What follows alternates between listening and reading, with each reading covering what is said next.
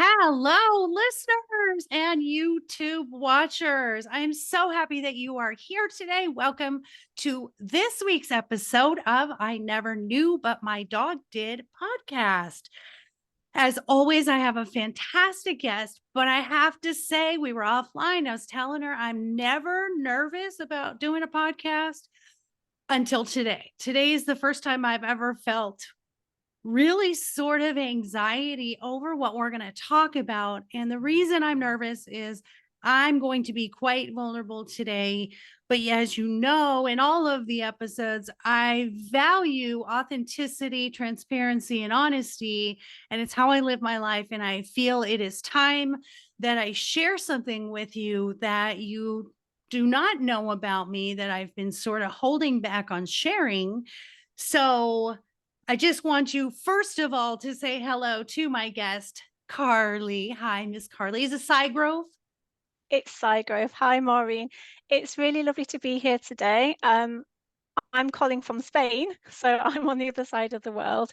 Yes. I'm a hearing loss coach and hearing health advocate and writer.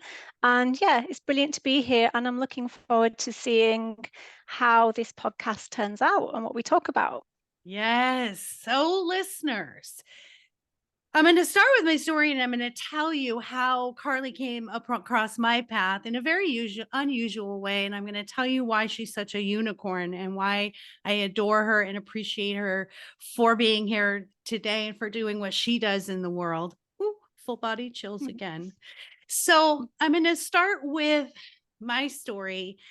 And I'm going to say this. My grandmother, who was like a second mother to me, we were like best friends. And she was really the only grandmother that I knew. And I didn't have any aunts and uncles. We were very tight. They lived 10 houses down from us. So my grandmother and I were very close. My grandmother was deaf my entire life. And we were told it was from scarlet fever or being dropped when she was a child. And it was the cochlear nerve deafness. And so my entire life, I never knew my grandmother to be able to hear. Now, she didn't know sign language. She read lips.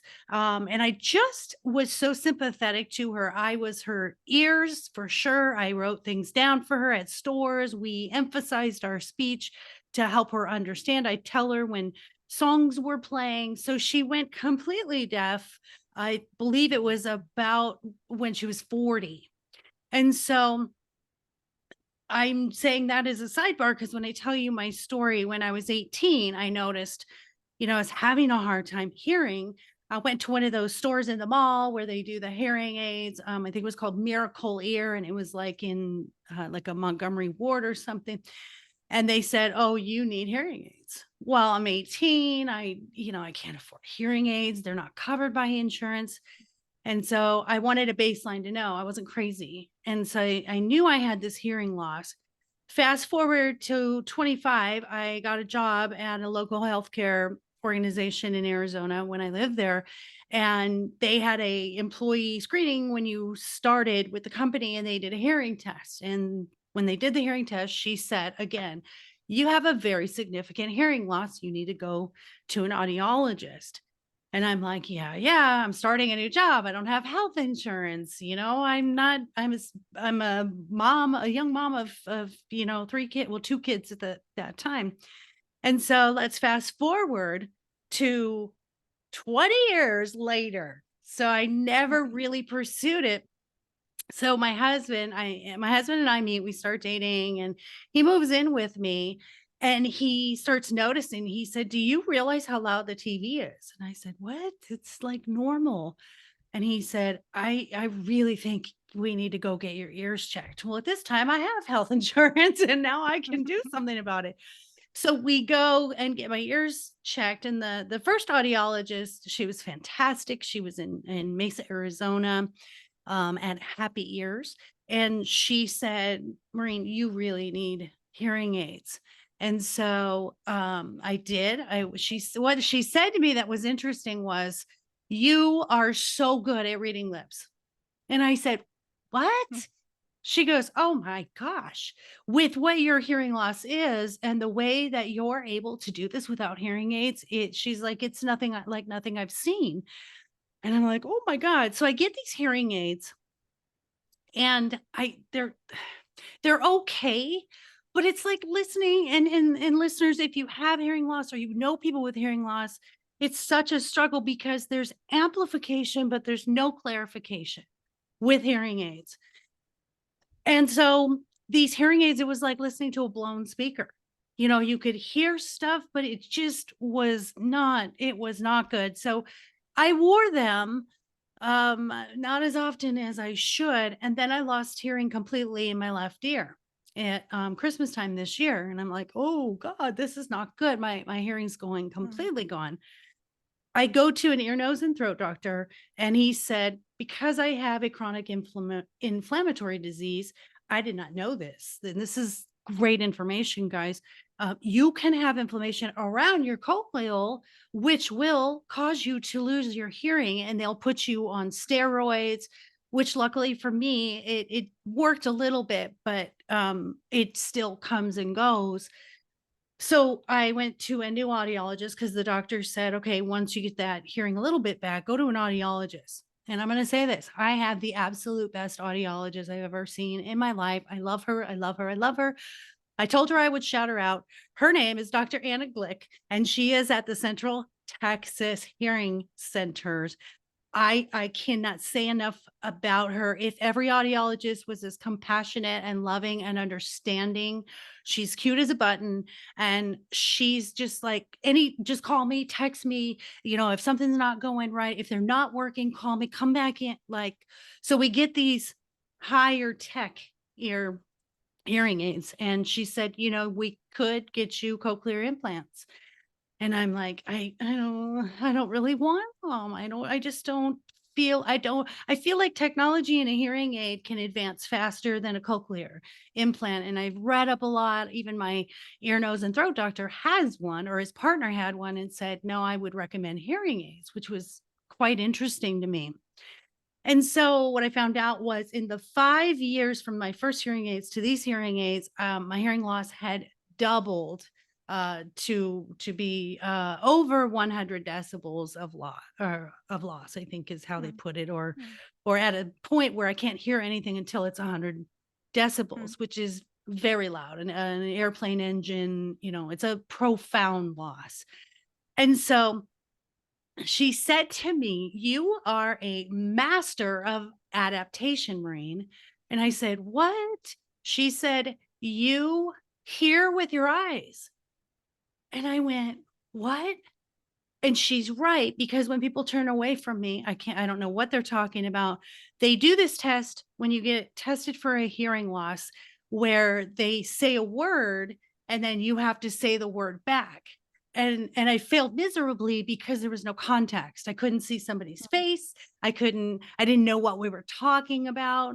And in fact, one word that she said, I turned it into a naughty word because I didn't hear the whole thing.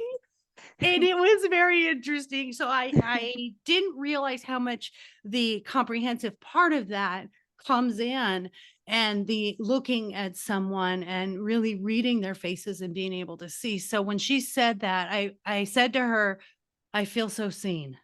I Mm. finally feel seen. And I'll go into the office, and I won't have my hearing aids in. And she'll say, "Do you have your hearing aids in right now?" And I'll go, "No." And she goes, "I forgot. You are so good at adapting." And so, long story short, what we have figured out is the health of my ears is completely fine. I didn't do any work occupational wise to have hearing loss. This is a genetic. So this is a from my grandmother. We now believe that this is a degenerative thing that possibly, in another 5 years, there may be no hearing at all there. And so I wanted to just share my story, because I don't know. One of the things about hearing loss is we are so aware of how people react to us. And there's these insecurities. And I adore my daughter dearly, but I know that she, at times, poor thing, got so annoyed because she'd sit next to me and be over here when I was driving, or she doesn't move her lips or something. And I'd say, "Can you say that again? Wait, I didn't hear that." And she'd say, "Never mind." And so you kind of get this, I'm such a pain in the butt to people, or I have this thing that is going to be an inconvenience, and people are going to think I don't want to be caretaken, I guess is what I could say. So feels good to get all of that out. So that's my knee story, as we say here on I Never Knew. And so immediately after I got the hearing aids and went home, the first thing I did was I went on Google, and I was telling Carly I have over 100 and something people waiting to be guests on the podcast. And I never seek guests out, but I really went and seeked her out.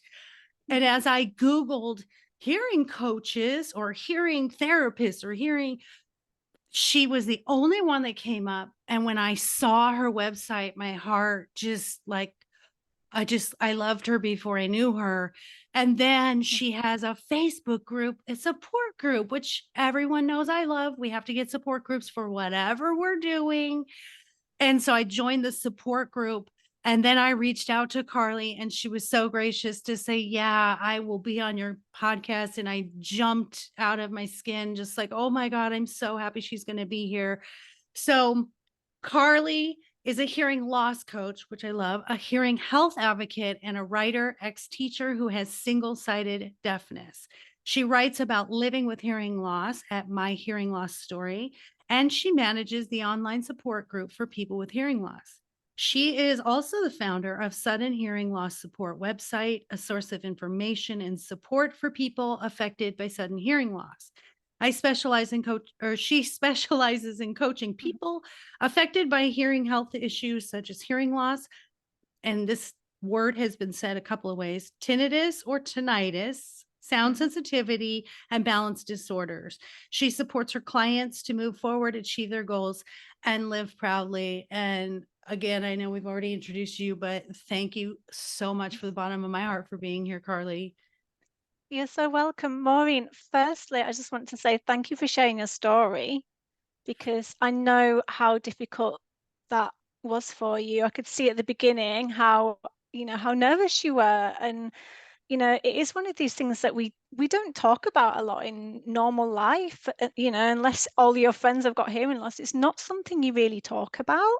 So thank you for that. And I'm wondering just now, like, how does that feel to tell all of your followers and me your story?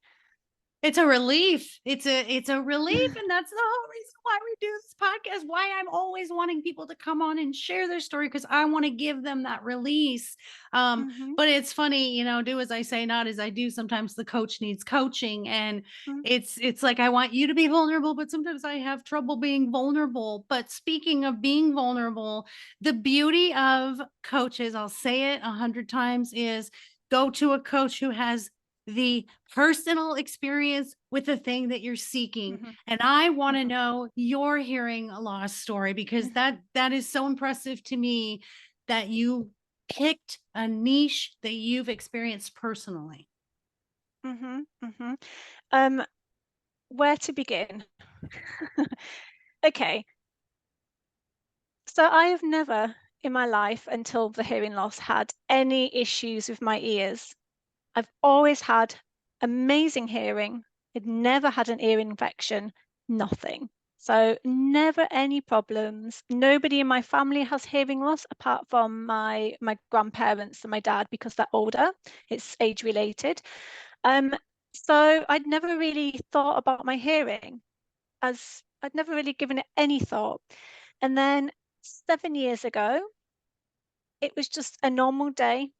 I was at work. I was actually working as a teacher in Spain, and I was getting ready to begin the start of a new school year. So I was welcoming my new children. They were 3 and 4 years old in my class. I was meeting the parents. I was super busy, but it was all going well. And we had a teacher training day. So I was just sitting in an auditorium and I was listening to somebody giving a presentation. And then all of a sudden, I just remember my head just started to fill with this pressure and this screeching sound. And I remember everything started spinning around me, and it just came out of the blue. Literally, 1 minute I was normal, the next minute I actually lifted my head up because I was writing some notes, lifted my head up, and this happened. At that point, I didn't know what was happening. I wasn't aware there was a big problem. What I do remember is a few moments later, we were asked to speak to the people next to us because there was a lot of people in this auditorium about one of the questions the person on stage had said. So I started to speak to my friend, my colleague who was on my left-hand side. And I just remember looking at her thinking, I can see you talking, your lips are moving, but I can't hear you for some reason. So I just kind of nodded at her, and then I talked to my colleague on the right-hand side, and I could hear her fine. So I just thought, just probably just something strange. I don't know. I didn't really give it much thought. The next few days, I had vertigo, so that means everything was spinning around me. I was struggling to stand up. I was still going to work because I was a teacher, and this is what teachers do. You keep going. And you just think you've got to get on with it. In between, when people weren't in the classroom, I was lying on my floor trying to get some like equilibrium back. It was crazy. I don't know how I did it. Anyway, to cut a long story short, it's a very long story. I had experienced something called sudden sensory neural hearing loss. And now this is a hearing loss that happens either in moments or within 72 hours. And the hearing loss in my case was profound. So I basically lost all of that hearing in my left ear in a moment. I didn't find this out until later when I saw a doctor. Now, while I'm on your podcast, Maureen, and we have lots of listeners, I want to tell anyone who has a sudden loss in hearing, you need to go and see a doctor. You need to have your hearing test. And the quicker you get treatment for sudden hearing loss, the better the chances you have of getting some hearing back. I didn't know this, and I think most people wouldn't know that because who knows that this exists. So I left it 8 days before I saw a doctor, and then I was misdiagnosed. So I was given some nasal spray, and she just said, "Oh, it'll be fine." It was 18 days later when I've had my first hearing test. Now, when I had this hearing test, they realized I'd had a sudden hearing loss. I was in shock. I was like, what? No, I was thinking, oh no, it's just something that's going to get better. I just need to go to sleep and have a good sleep. And they were like, no, it's a sudden hearing loss. I had to stay in hospital for over a week. I was given corticosteroid treatment, anti-inflammatory treatment, antibiotics. They threw everything at it to try and help me get my hearing back. I also had steroid injections into my ear to help, and nothing helped. So yes, so since then, that 7 years ago, I can't believe how long ago it is now thinking about it. So since that moment in the auditorium, I've been living with single-sided deafness. Wow. I mean, that's incredible, especially with, no history, no family history. And I've seen it on the group, the SSNHL, and I didn't know what that Yeah. meant. And now I Yeah. know. I love Hmm. that. And that's funny because when I lost the hearing, I thought, oh, maybe I have a cold or maybe it's Yeah. plugged up. And we do that. We'll sit there Hmm. and mess with it. Hmm. When you have hearing loss, you always think, Touching oh, it. yeah, I'm just plugged up. And Yeah. I specifically told my husband, it's not crackling like it Mm. normally does. And I've always used that sort of as my measurement, like maybe I have a cold. And I was like, but I don't have a cold. I don't have any congestion. I don't have any mucus and Hmm. I'm like, this just went. Yeah. It was just gone. Hmm. And the inflammation part of it, I had no idea, even though I've been on, treatments for anti-inflammatories for years for RA and chronic arthritis. So it's this bigger picture too. And especially I want to say to listeners who have any kind of inflammatory disease, that's such a big deal because you don't think there's a correlation to that. I'm so grateful for you, for your story, and for being a teacher that never gives up and lays on the floor in between trying to, gosh, isn't that just so, oh, I love it. I love light workers. That is what made you when that happened? So I know for me, and it's a weird thing. People think, oh, it's a big deal, but to me, it just Mm, was the natural thing of who I am. Knowing that possibly in 5 years it could double again, mhm, and at that point it would be complete loss. And I know that people have asked me, what if you completely lose your hearing? And my sadness would be, I have a 6-month-old grandbaby. I would never be able to hear her voice, but my grandma didn't hear my voice either. And music is really a mm, big deal to me. mm, But I just look at it like, if this is what my path is if this is what my journey is, then this is just the direction I have to go. All of my past experiences brought me to what I do now, what I coach on now, which, is trauma and mindfulness and becoming your best self and not letting mhm, things hold you back. And so I had said to my husband, I said, well, I'll deal with it. I'll just figure out, mhm, the whatever fork in the road that I need to take. And he mhm, said, that's just incredible. But I don't think people understand you don't have a choice. And so the beauty of you taking this and paying this forward to the world to be a hearing loss coach, what made you decide to do that? mhm. So much. I think so. Part of my story, I think that I'd like to touch on is that I looked back at the time when I was going through like the hearing loss and realizing actually what this meant. And I realized that I went through like a grief process. So, just like we grieve our loved ones, I was grieving the hearing that I'd lost.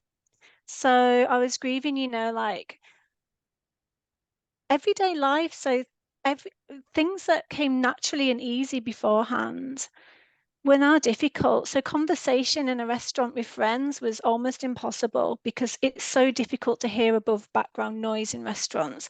Or going to a music festival, I also have a noise sensitivity that came with a hearing loss. So loud noises are just painful now. So I was grieving so much of this part of my life before hearing loss. That Yes, I look back on this and realize this, and I went through shock. Obviously, I didn't know that you could suddenly lose hearing. I went through a lot of sadness. I There's the bargaining stage, and I look back on that, the bargaining stage of the grief cycle, and I'm like, yeah, I tried everything to try and get it back. I saw so many different types of practitioners. I went for different types of things like chiropractor. I had acupuncture. I had different therapies. You know, everything to see if anything could help get this hearing back. And then it wasn't until I reached that acceptance that, okay, this is what life's going to be like. It wasn't until then that I realized, okay, now I need to make some decisions. Now I need to think, right, what am I going to do with my life as somebody with hearing loss? So that was part of the kind of journey towards becoming a coach. But then I see like there's this huge gap in the hearing loss journey.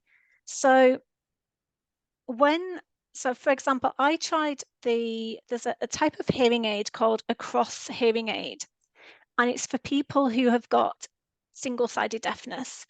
And the cross hearing aid takes sound from your hearing side, so I can hear in my right ear, takes sound from over there. Sorry, it's the deaf side, get confusing. And it sends it to the hearing ear. Okay, so it kind of sends all the sound from your deaf side to your hearing ear. For some people, it works. For me, it didn't. And when I left the audiologist's office after trialing this device, I was kind of just left. And it was like, I felt like the hearing aid was like my way forward. And I got to this point and I just thought, what do I do now? Like, how do I live with just half of my hearing? How do I live with, I've got balance issues because of this. How do I live with the tinnitus? How do I live with the sound sensitivity? How am I supposed to navigate my life? Like, I couldn't do my job as a teacher anymore. After I realized after a few years, because there was lots of stimulus in the classroom that meant my balance issues were really bad, and I was worried about falling on a child. So in the end, I stopped being a teacher. And again, I kind of got to this other point again, like, how do I continue? What am I supposed to be? What do I do? I'm a teacher. What happens next? And there was all these questions that came with my hearing loss. So it was like, what happens next in this area of my life? What happens next in this area of my life? And there was nobody there to help, because nobody, unless you've lived it, can really understand these questions and can understand how to support you. So I look back on all that time and think I went through a lot, and it was difficult, and it would have been much easier if I'd had somebody there to help guide the way. And it was probably about 2 years ago, and I connected with somebody on my Facebook group, and this person, she had lost half of her hearing as well due to sudden hearing loss. And she was also a psychotherapist. And she'd reached out to me, and she was messaging me, DMing me. So she was individually messaging me as well at the time, just as somebody to talk to. And she said one day, Carly, I don't know if you've considered it, but have you been considered becoming a coach? I know you're looking for a new career. Have you considered becoming a coach or a therapist? And I had actually. And hearing her say that was just really, I don't know, helpful to me, because it made me think, yeah, and somebody else thinks that I could maybe be that. So I looked into it, and I looked at therapy, and I'm still really interested in therapy. But with therapy, it was all about diagnosis and a lot about looking back at certain things in life, and looking back how certain things would have affected you.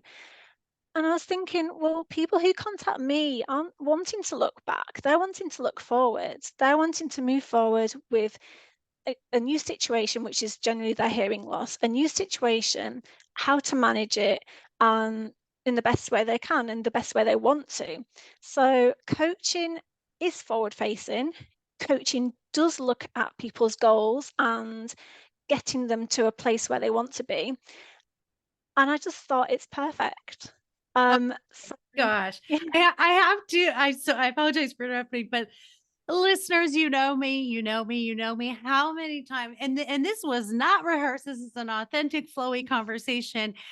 And did Carly not just say exactly what I tell you guys all the time about coaching, is that therapy is going to help you deal with the past and helping you Mhm, let go of things that are traumatic and that are mhm, stuck, but coaching moves us forward. And the mhm. fact that you just said that just gave me full body chills, because we are so in alignment, because that's why I love to be a coach, and I love the freedom to deal with Mhm, each person uniquely, and to mhm, say, okay, we have this thing, and that's okay. What can mhm, we do to make it the best thing for you? How do we make this your superpower? mhm, And as someone who is neurodiverse as well, with ADHD and mhm. autism, I have especially sensitivity issues, like you said, with noises and sounds. And Yeah. this was probably, and to this, my husband, he knows I complain about this, wearing my hearing aids. So the hearing aids that I got are molded to my Mhm, ear.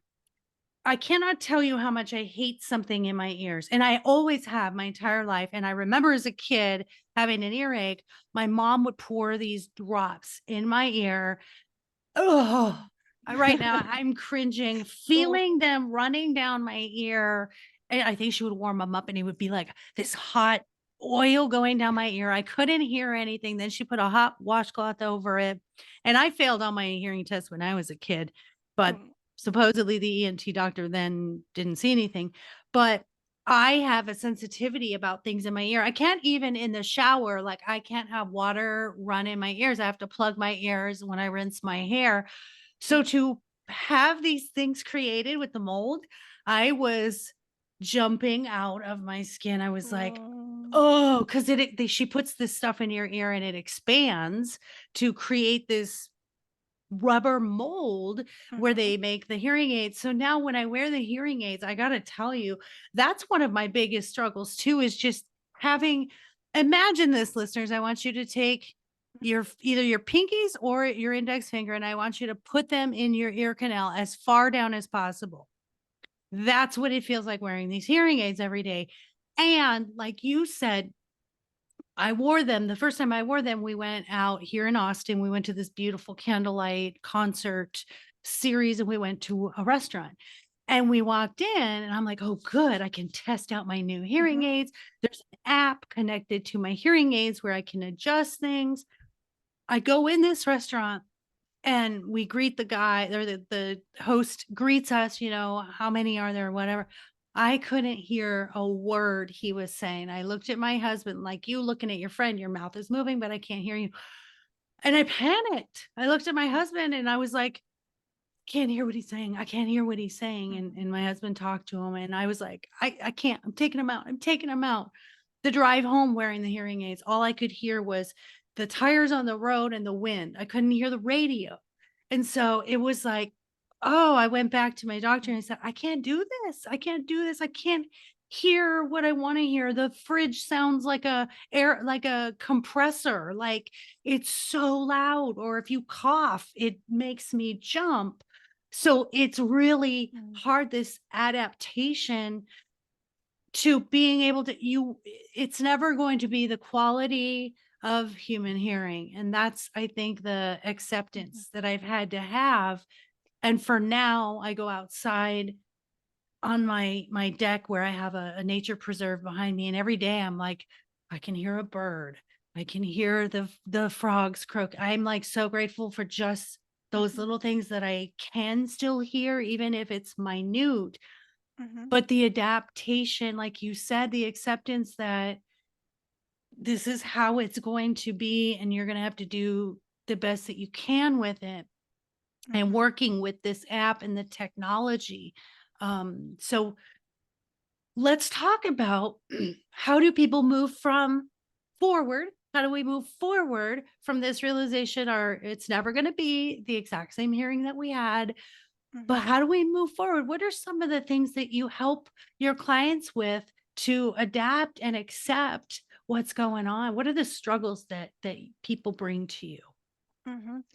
So the struggles generally, well, a lot of the time it's due to confidence and self-confidence. A lot of people tend to lose confidence in themselves because you've lost a part of yourself, and it's then difficult to know how to interact with the world in this with this new circumstance. So of course you lose some confidence. I lost so much confidence when I lost my hearing loss, and it took time to get that back. So confidence is a big one. Another one is anxiety. I mean, like you're saying, um, imagine like to your listeners and viewers, imagine sitting in a restaurant and just not understanding anything anyone's saying and thinking, "Oh, have I said something wrong to the waiter? What's the waiter saying?" Imagine that feeling. Imagine the feeling of being in a group with all your friends talking around you and you not having any idea what any of them are saying.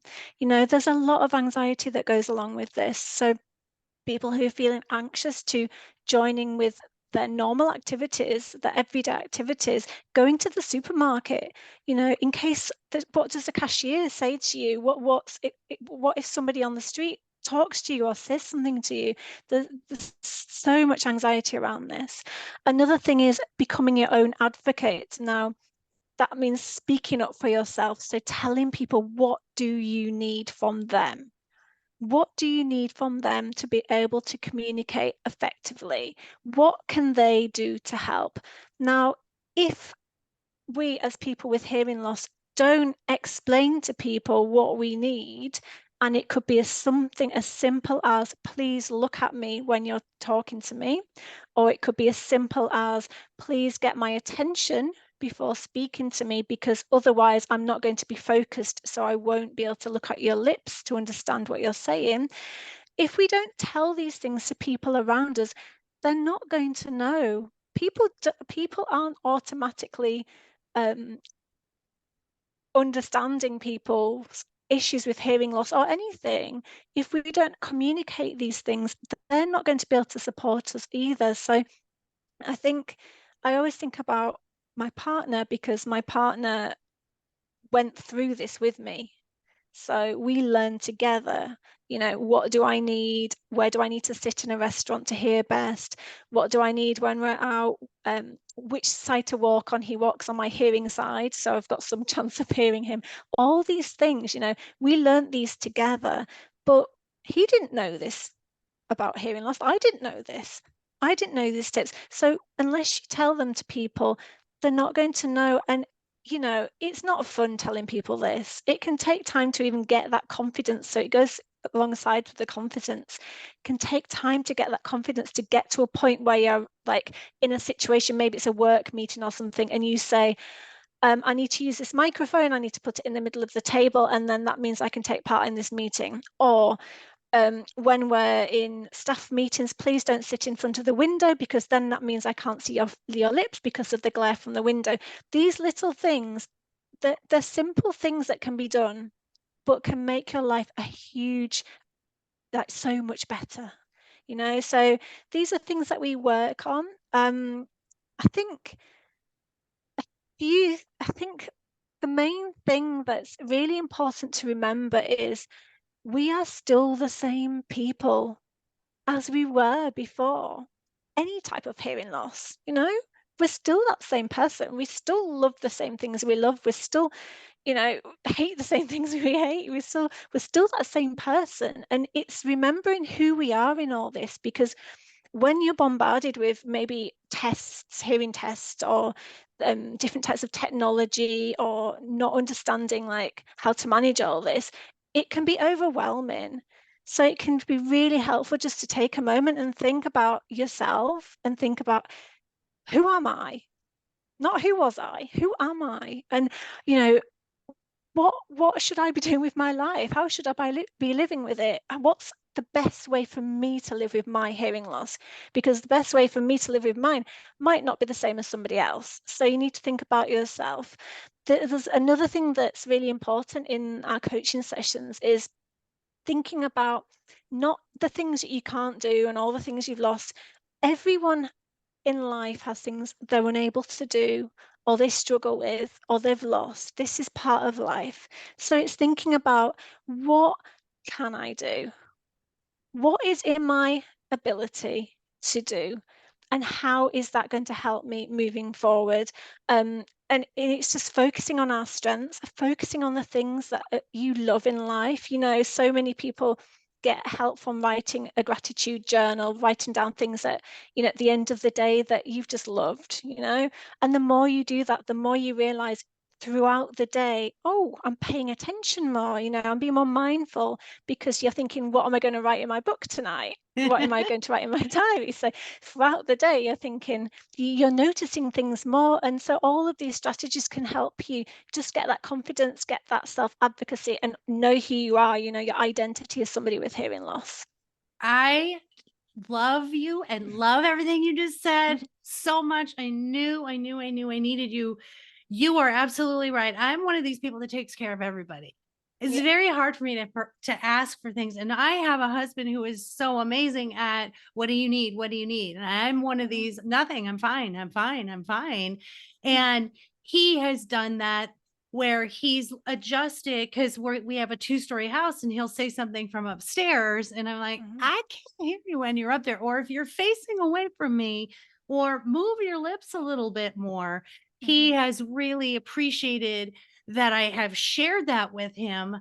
And you're right, you feel like you're a little bit less than. It's like, it's silly how us humans think that if we say we had cancer and we had to have a mastectomy, or we had, if we had an amputation, why we think we're not whole just because this one part is, deficient. But it really does take a toll on you, because you feel Mhm. like, for me, I never want to be an inconvenience or annoying to anybody. And so Mm. that's what weighs on me, is, what if one day I'm going to be this annoyance? And then I realized, Carly, I'm doing things in preparation for it. So this is really interesting when you were talking. So we watch my grandbaby and she's 6 months old. And I notice when we watch her, I'm never out of her sight. Like I'm never like I don't go in another room or she sleeps with me. We co-sleep together on this big king size bed. My husband goes up to the guest room. But I think I'm already preparing and I'm looking at her constantly, and I think I'm already preparing that I'm going to observe to make up for the deficiency of being able to hear.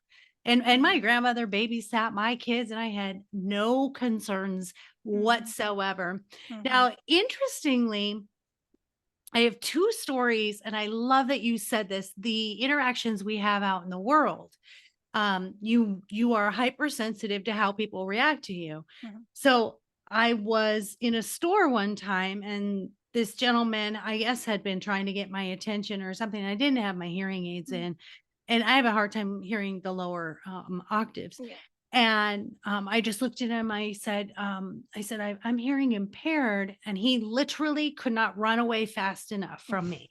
He was Mhm. just like I said, I was a leper. He literally Yeah. turned around and ran away.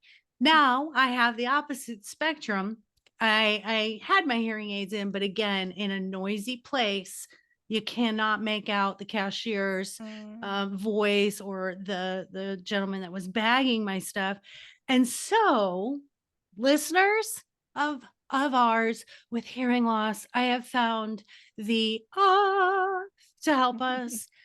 First of all, there is an app, and I have to look on my phone to tell you what the title of it is. There's an app, and it's called Caption Call.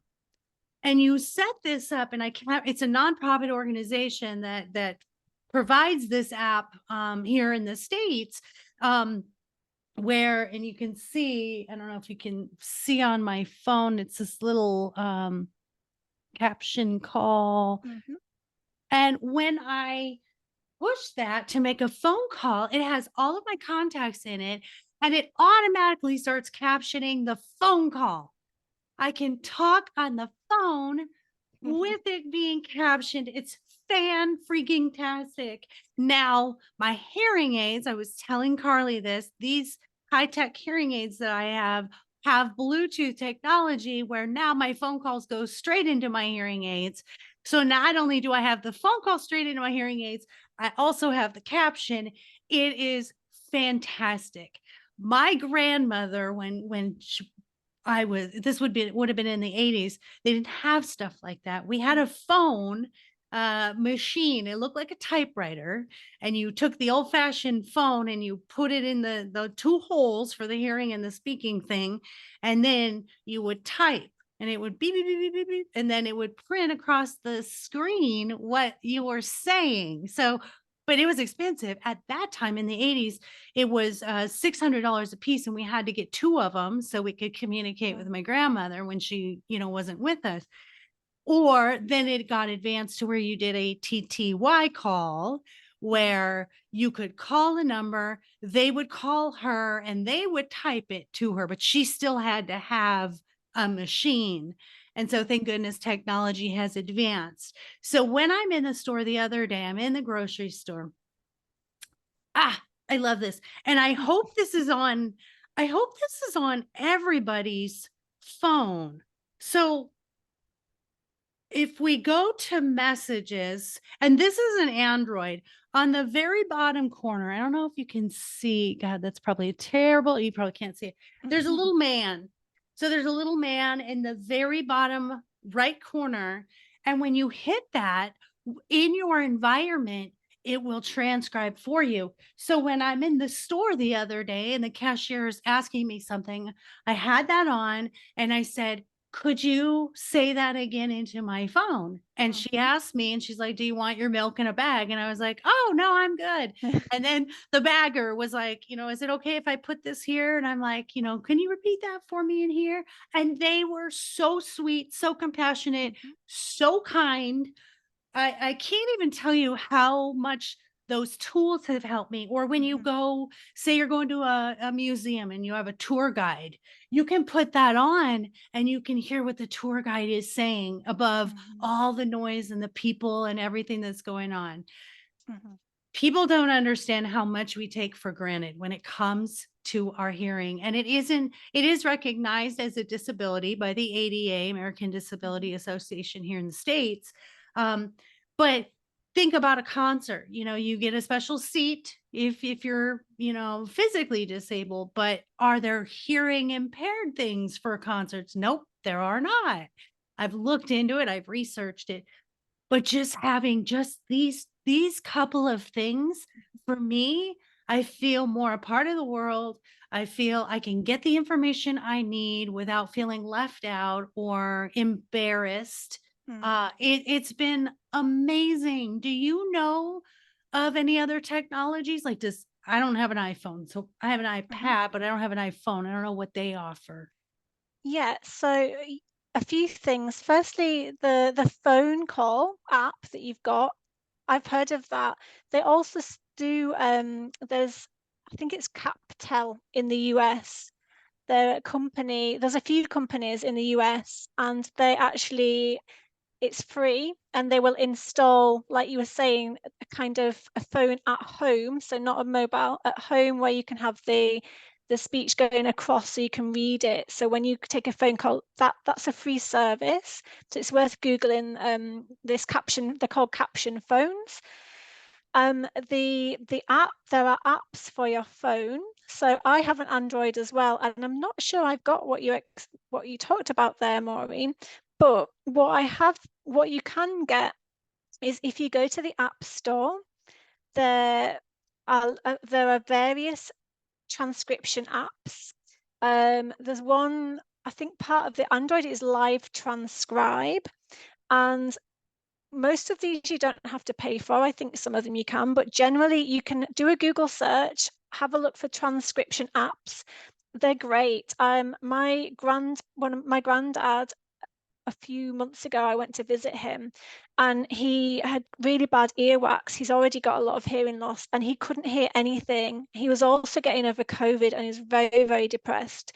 When I went to see him, people were just talking about him around him, and I just went with him. I got Live Transcribe on my phone, and I put it in front of my voice and talked, and it just made his day that he could hear what I was saying.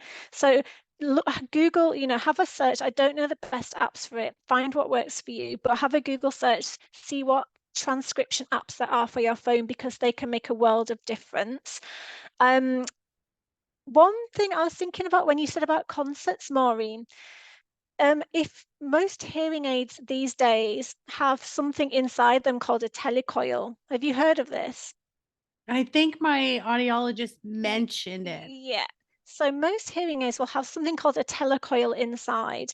Now, this means that in certain places, for example, maybe a shop counter, you will have a sign and it's a blue sign, and again Google it. I think it's an ear with some kind of coil.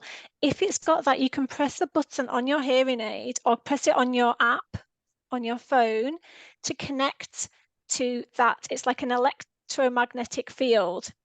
Basically what that means is whatever's inside that field you will hear directly to your hearing aids. So if somebody is standing inside that field, you will hear that inside your hearing aids. So Google, again, telecoils and hearing loops.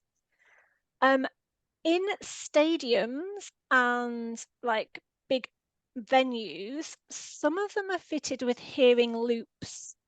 Now, it's basically a cable. You don't see it. They install it around the whole of the building, and inside everything inside that cable, you can basically click your telecoil setting on your hearing aid, okay, and you will hear what is happening on the stage. So if it's a concert and they've got a telecoil and a hearing loop system, and again they'll have the sign, or you can just email them and say, have you just check in, have you got a hearing loop?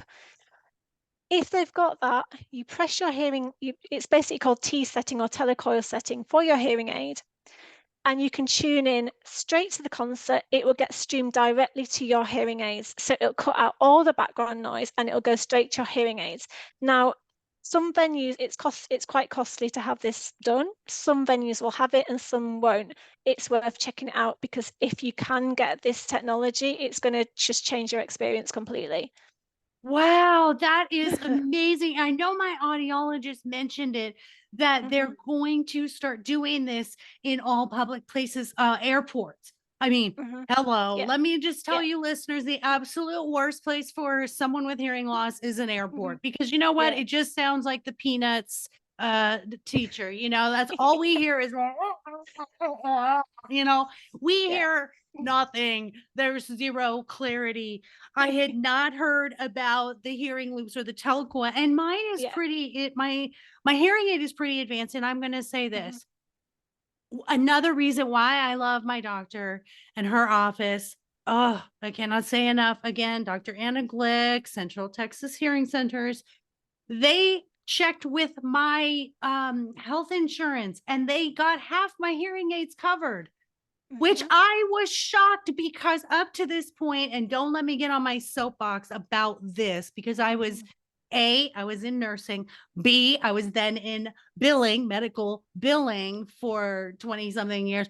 I can get on my soapbox about how unfair that is to not view hearing as the same medical necessity as anything else. You get a crutch if you break your ankle. You should be able to get hearing aids fully covered for hearing loss. And there's my soapbox. I'll hop back down from it and say thank you to my audiologist office and every audiologist office out there who's listening. Please, please do this for your patients. Got part of it covered, which was fantastic, because they're expensive. And the ones that I just got are $6,000. And they usually are not covered, and it's unfair that they're not covered. And regardless of what your income is, $6,000 is a lot, and most people don't have it, unless you're independently wealthy, millionaire. $6,000 is a lot. That's a car, and to fork that out. But I will say, updating your hearing aids is crucial, because the technology, like she said, with the telecoil and the Bluetooth being able to come directly in, it's worth every penny. Do you agree with me? And let's talk about cochlear implants. Firstly, I do agree with you on both accounts. Yes, they should be completely covered, should hearing aids, because it's a human right, a necessity. It's our way we connect with people. It's our way we connect with the world. And there's been links to hearing loss and dementia, hearing loss and isolation, loneliness and depression. I mean, if there's ever a reason to have them covered, surely these are these things. Like you said, at least there are certain schemes now, but there needs to be more. The technology, yeah, I actually write about hearing loss, hearing technology, this kind of thing. Technology is advancing so quickly. There is actually, I was speaking about the hearing loop system.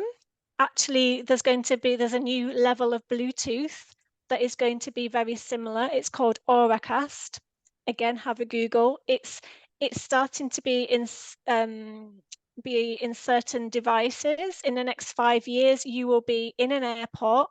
You'll be able to press the Auracast channel, tune into it, and you'll hear all the announcements to your hearing aids. Like, this is going to change the world, especially for people with hearing loss. I won't go into it. It's a whole new podcast, is Auracast, but Google it. Yes, I am getting a cochlear implant. I'm in Spain, and I've been last year, I was told I'm a candidate for a cochlear implant for my single-sided deafness. It's only just become available quite recently on the healthcare system, so I can have this on the healthcare system. The only thing is, I've so far waited nearly a year. I'm on a waiting list. I'm hoping it will be this year before the summer. That is my hope for when it'll be. They said around May time this year, but it doesn't look likely. So the only problem with it being on a healthcare system is it can take time. but I cannot wait. This is the right decision for me. I've had, yeah, I've lived with the single-sided deafness for just over 7 years, and to be fair, I'm quite happy. I'm living life normally. My hearing loss is part of me. This is who I am now.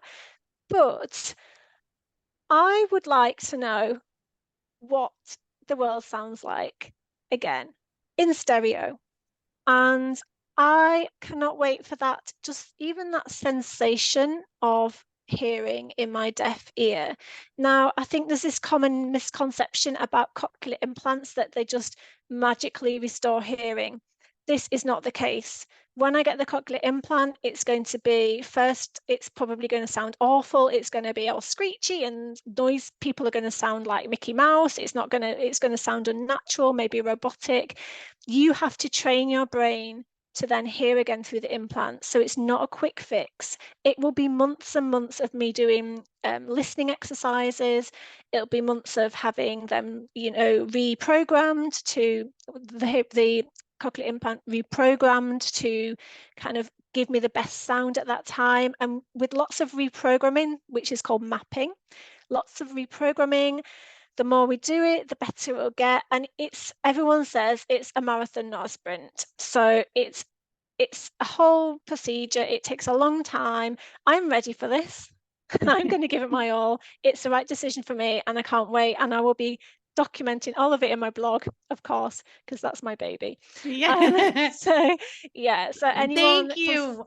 considering this, Yes, I'm yeah, so excited for you. I really am. And it is a personal decision on yeah, what works for us, just like in life. We yes, we all get to make that choice for ourselves yeah, and whatever works best for us. And I am so happy, that you're a mhm, candidate.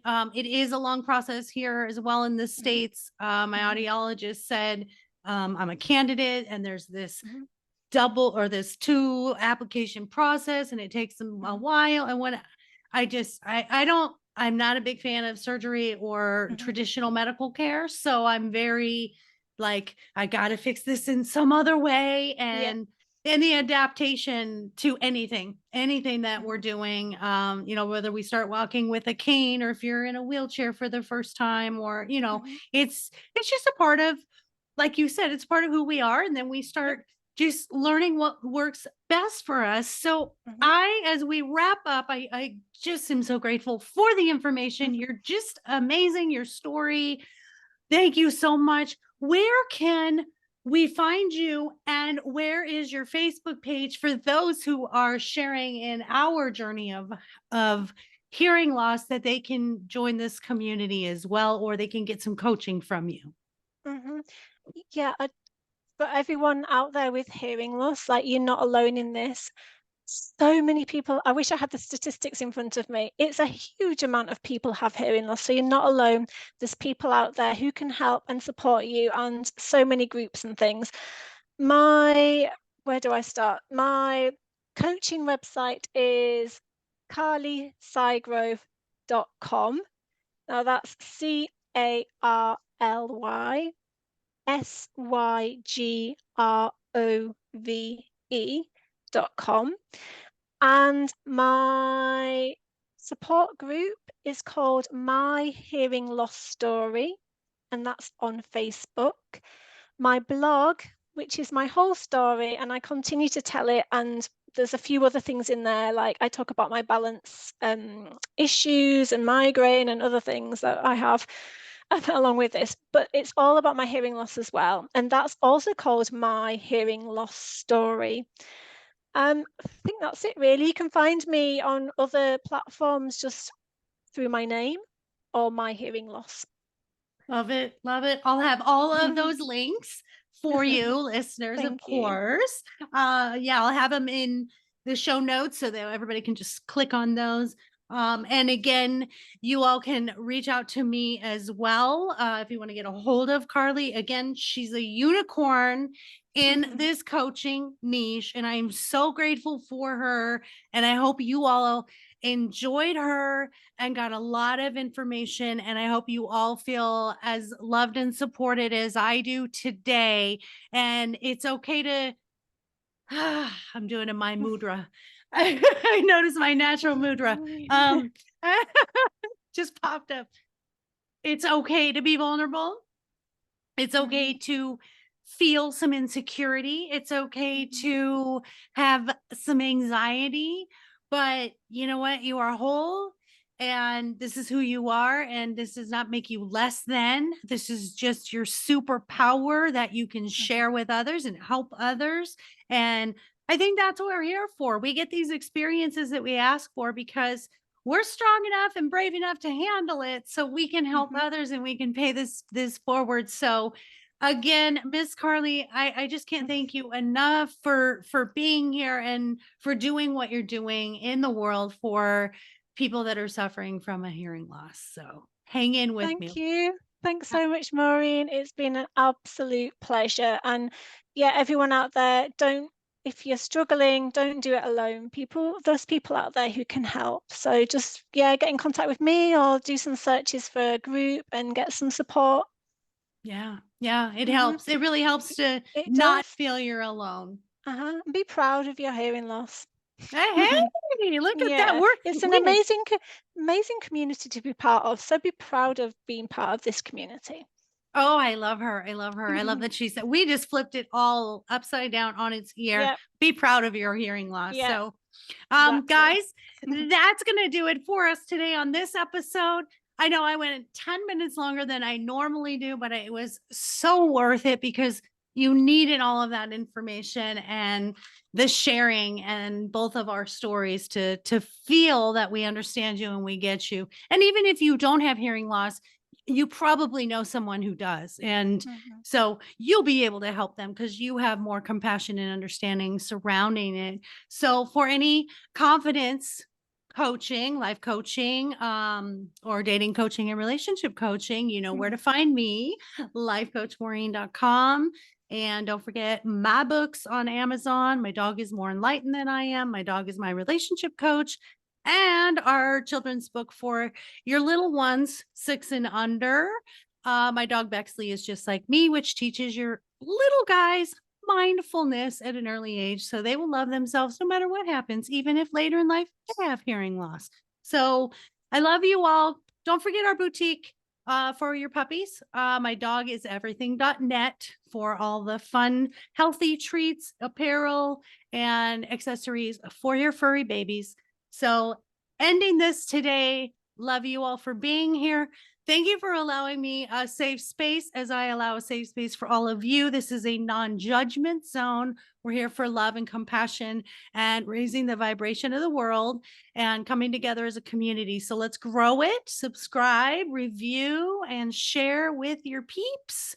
So until next week, take care of yourselves, take care of each other, and most of all, take care of your furry babies. Please, please adopt and don't shop. Until next week, I love you all. Mwah.